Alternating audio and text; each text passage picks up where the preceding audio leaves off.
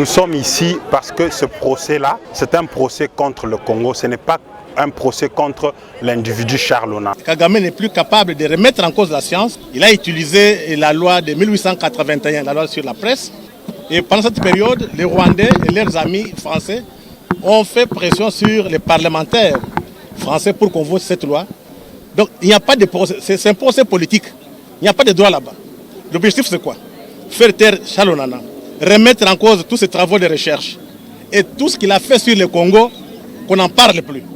Nous nous sommes mobilisés, nos yeux sont grandement ouverts en train de suivre à la lettre ce procès-là. Parce que l'avenir du Congo en dépend.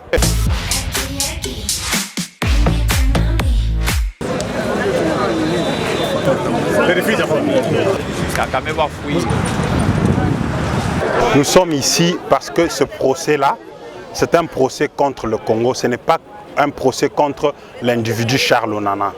C'est pour ça que nous, Congolais, nous nous sommes mobilisés comme un seul homme pour se retrouver à la place des évolués, dire au monde entier, dire aux ennemis de la République que nous ne sommes plus naïfs.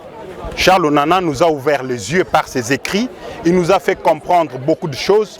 C'est pour ça que nous sommes là pour leur dire qu'attention, ne politisez pas ce procès-là, parce que ce qu'il dit c'est la vérité, rien que la vérité, que ceux qui se trompent d'époque se trompent totalement. Parce qu'en ce moment ici, nous nous sommes mobilisés, nos yeux sont grandement ouverts en train de suivre à la lettre ce procès-là. Parce que l'avenir du Congo en dépend. À bien analyser, moi je préfère même que les politiques ne s'en mêlent pas. Parce que si les politiques s'en mêlent, le véridique risque d'être politisé aussi. C'est pour ça que nous, petits citoyens congolais, qui avons compris la démarche de Charles Onana, qui avons découvert la vérité à travers ses écrits, nous puissions nous mobiliser parce que quand la politique se mêle, c'est fini.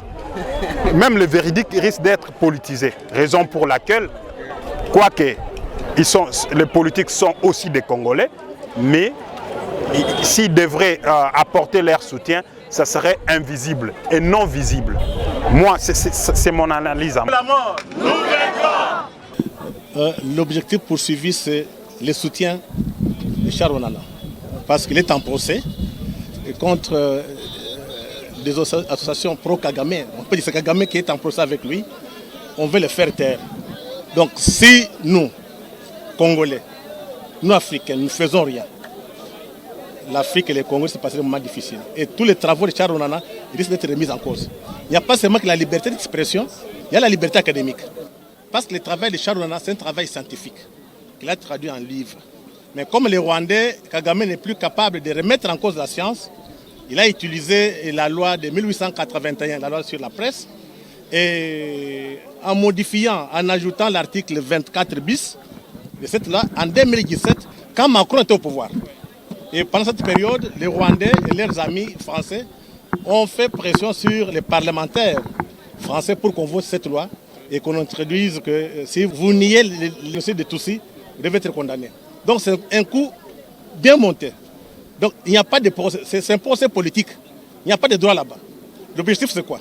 Faire taire Charles Onana, remettre en cause tous ses travaux de recherche et tout ce qu'il a fait sur le Congo, qu'on n'en parle plus. Parce que pour le moment, vous voyez dans tous les médias, on ne parle pas du Congo. L'exemple est là, le président était à Paris, à la francophonie. Macron lui-même, qui est complice de Kagame, prend parole pour ne pas citer nos souffrances. Le président a eu le courage de partir pour boycotter. Au moins, il a fait un coup de maître. Maintenant, c'est à nous, Congolais, de prendre les relèves. Parce que généralement, il y a des choses qui se passent sur le plan international. Nous, on ne fait rien. On a la distraction dans la musique. Tout le monde danse, tout le monde boit. On dirait qu'on est inconscient. Donc, si nous faisons ça, c'est pour que les gens comprennent que Charles Onana, il est devant des ennemis du Congo. Donc, le procès contre Charles Onana, c'est le procès contre le Congo. Voilà pourquoi il faut mobiliser les Congolais, et surtout les Congolais intellectuels. Parce que nous sommes entrés dans une guerre intellectuelle, la guerre de l'intelligence. Vous voyez, Kagame avec les Occidentaux, ils avaient fait l'omerta sur nos souffrances, notre génocide, nos violences sur les femmes. Charles sort les livres. Ce livre a sauvé le Congo. Tous nos amis occidentaux sont incapables de détruire les livres sur le plan intellectuel, scientifique, académique. Qu'est-ce qu'ils font? Ils vont maintenant utiliser la loi de presse. C'est vrai, on en est journaliste, mais ce qu'il a fait, c'est un travail de recherche. Donc c'est une dimension académique. Voilà, ça complique les choses maintenant. Que faire? Utilisons la justice pour les faire taire. Mais ils se sont trompés d'époque. Les temps où on pouvait tromper nos parents, arrière-grands-parents, nous on a eu la chance de passer par l'école des Blancs, l'école moderne. Nous savons comment ces gens-là mentent. Toute leur construction intellectuelle, c'est du mensonge.